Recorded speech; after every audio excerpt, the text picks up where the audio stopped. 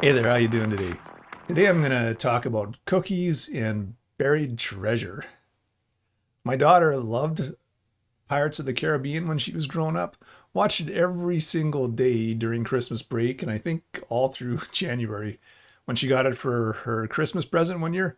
I think Orlando Bloom had something to do with that, but we won't tease her about it because we've all been there, right? Some like to call it the blunder years. We can all look back and hopefully laugh about something we did as a Ute, as Pesci would say. But pirates get a lot of love from pop culture, although they were and they are pretty nasty people. One Piece is still going strong after thousands of episodes, or at least 1,000 some. Pirates of the Caribbean made a boatload of money. Han Solo came along and became everybody's favorite space pirate. And I suppose he's just a smuggler, so he's okay. I'm sure you can think of more examples, but there's nothing nice about them, really. They aren't these lovable scoundrels in real life, but that's okay. We can separate fact and fiction. Fictional pirates are always looking for buried treasure. And I want to know, why would you do that? If I had a bunch of treasure, what good does it do me to bury it in the ground? Who decided this is what we're supposed to do with treasure? I get the whole tomb raiding thing, like some rich dude wants to take all his wealth to the grave with him, selfish so and so. But who gets a treasure chest, fills it up with gold and gems, and then buries it? I mean, why? Why not go and buy a bunch of stuff? I suppose it's because they're all anti disestablishment. What is it? Anti disestablishmentarianism or something. Can't put that in the bank. It was ill gotten wealth, filthy lucre. Gotta lay low for a while. Let's go on a long trek, make a bunch of crazy puzzles and traps, and bury our treasure. And next Tuesday, when we want to buy some rum, it's going to be a real pain. But whatever, this is the way we do it. Or as Manda would say, this is the way. We will bury our treasure in the desert. I have spoken. Can you tell what I've been watching recently? What's this all about, anyways? I thought this was a Bible lesson. Well, Jesus told a few stories about buried treasure, and today's lesson is about a guy who had a treasure, but he made like a pirate and decided to bury it. He didn't want anyone to know he had this treasure, and he didn't want to share it. Kind of like these cookies, I guess. Who has a secret stash at home? If you've got kids, you know how it goes. You have to hide them, and if you want some, because it's going to be all gone when you want a little treat. And all of my kids have grown up, and most of them have left home, most of them. So I guess it's okay now. My wife likes different snacks than I do, so that's even better. We never fight over snacks. But I still keep my chocolate bars in my desk. Sorry, those aren't for sharing. Really? Sometimes I hand out a piece or two, but that's it. Don't judge me. And these cookies, I guess they're called fudge stripes, and are pretty good. I found a recipe and I made some, and they are good. I like them, but I'm not going to bury them like the guy in this story. Hello, Dale. Hey, Chloe, See what I got? celebration cookies. Yeah. Those are good. Hey, isn't that the bait for the Cookie Monster this week? Well, yeah, it is, but this week I got smart. You did? Oh, yeah. I didn't put all the cookies in the trap. Good That's right. thinking. I'm not gonna run down there and take any cookies from the trap this week. Not gonna get mauled by the Cookie Monster this time. No, no, I'm not. Enough is enough. I'm gonna sit here, I'm gonna enjoy my cookies while we wait for the monster to take the bait. Wow, there you go. Look at you being all smart and stuff. That reminds me of one of Jesus' parables. Which parable? Parable of the three servants. The master went on a trip and he gave his three servants some money. Two of them invested it and they got double the amount back. But one guy was afraid of the master and he just buried it. Doesn't sound very smart to me. Nah, the master wasn't very happy about that. Jesus was trying to tell us that you should use what he's given us. Like, I'm using my smarts to eat these cookies and not go down to the trap today. Right, you are. Maybe you can heal up from all your injuries now. Well, anyways, maybe you should look for the Cookie Monster and see if he's taken any of that bait yet. Huh. What? I don't, looks like the cookies are gone already. Oh no. Oh no. Dale, I've made a terrible mistake. What did you do? Well, you know all these cookies that I saved for myself? Yeah. Well, I forgot to put any in the trap. What? No. What's that? Cookies! No. Let's get out of here. No! Matthew 25:14.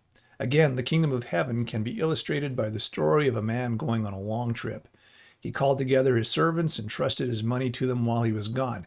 He gave them 5 bags of silver to one, 2 bags of silver to another, and 1 bag to the last guy, dividing it in proportion to their abilities. He then left on his trip. The servant who received the 5 bags began to invest money and earned 5 more. The servant with 2 bags also went to work and earned 2 more. But the servant who received the 1 bag of silver dug a hole in the ground and hid his master's money. After a long time, the master returned from his trip and called them to give account of how they used his money. The servant to whom he had entrusted the 5 bags of silver came forward with 5 more and said, Master, you gave me 5 bags of silver to invest. I've earned 5 more. Master said, he was full of praise and he said, Well done, good and faithful servant. You've been faithful in handling this small amount, so now I'll give you many more responsibilities. Let's celebrate together. The servant who had received the 2 bags of silver came forward and said, Master, you gave me 2 bags of silver to invest, and I've earned 2 more.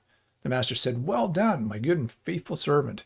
You've been faithful in handling this small amount, so now I'll give you many more responsibilities. Let's celebrate together.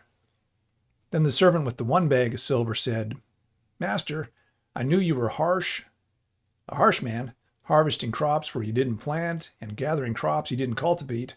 I was afraid I would lose your money, so I hid it in the earth. Look, here's your money back. But the master said, You wicked and lazy servant. If you knew I harvested crops I didn't plant and gathered crops I didn't cultivate, why didn't you deposit my money in the bank?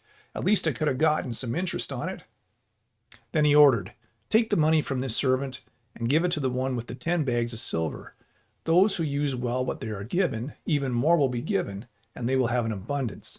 But from those who do nothing, even what little they have will be taken away. Now throw this useless servant into outer darkness, where there will be weeping and gnashing of teeth. Jesus might have been talking about money in this story, but the message of that parable doesn't apply just to money. It applies to the gifts and the talents and the abilities that Jesus has given us. God has given all of us unique gifts and abilities that no one else has, and God wants us to put those gifts to work for Him. One of the last commands Jesus gave to His followers is what we call the Great Commission. It's in Matthew 28:19. Therefore, go and make disciples of all nations. Baptize them in the name of the Father, Son, and Holy Spirit. Jesus went to heaven to prepare a place and a home for all of us, and He left us with this task of sharing the good news with the world we live in. And the Great Commission isn't just for pastors and church leaders, it's for every one of us. And thankfully, God has given us all special gifts that we can use to help in sharing that good news. And I think this has been getting traction in our part of the world for a while now. For probably way too long, we relied on the paid professional to do the heavy lifting, the work of the kingdom. You do the preaching, you do the worship leading, you get the people saved, we'll watch. And on the flip side, you definitely had leaders who like being a big fish in a small pond, as they say. I'll do everything, you watch. It's reminds me of the Aristocats and those 2 dogs. 'Cause I outrank you, that's why. Now stop beating your gums and sound the attack.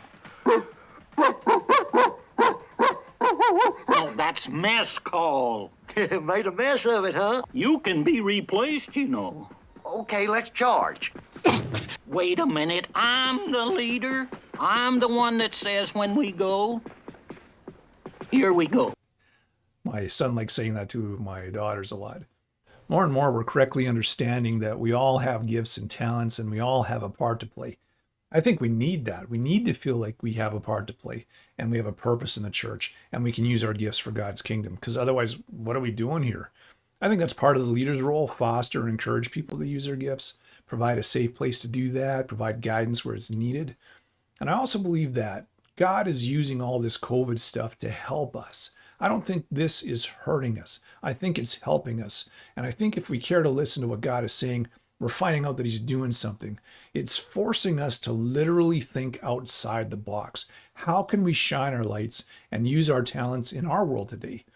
I think we shouldn't long for a return to the way things were, but we should long for a better way of being the church. I hope we find a better way forward. This is a time to be pioneers, perhaps, a time to seek God. Ask, how can I build your kingdom with the resources and tools available to me today? Maybe it's time to retire the platform and the podium and the pulpit. Maybe. All I know is that God is equipping people and God has prepared people for this day and this time. And maybe that's you. Maybe you have an idea or a gift or a talent and somehow it feels like it works today. Because maybe you felt unsatisfied with the way church was. Maybe you believe in God and you want to live for Him, but maybe you were really having a hard time with the church. Maybe it felt stale to you, and maybe this is your time to shine. Don't bury your gift or your talent. Dream a little, hope a little, pray a bunch, and try whatever it is on your heart. Shine your light even if it's tiny. Raise your voice even if it's quiet. Hold out your hand even if it's weak. Do what you can as best as you can for as long as you can. Some dude said that, I don't remember who. See, these cookies are pretty good, but it's awfully selfish to keep them to myself. Better to share, just like talents and gifts and dreams. Get yourself out there. I like the story of John and his armor bearer, because just the two of them go up to face an army, and John says, let's go. Who knows? Maybe God will help us. Maybe He will. Give God the opportunity to help you. He's not going to push you out there, but I'm extremely confident to say that if you step out for God, He's going to have your back. He's going to give you the power to do what He wants you to do for Him because He's the one who put those dreams and talents in you in the first place. He gave you the idea to be a politician or a banker or a singer or a person who makes crafts or someone who just does nice things for the neighbor. He put all of those in you, those gifts and talents, to spread His love and be His light.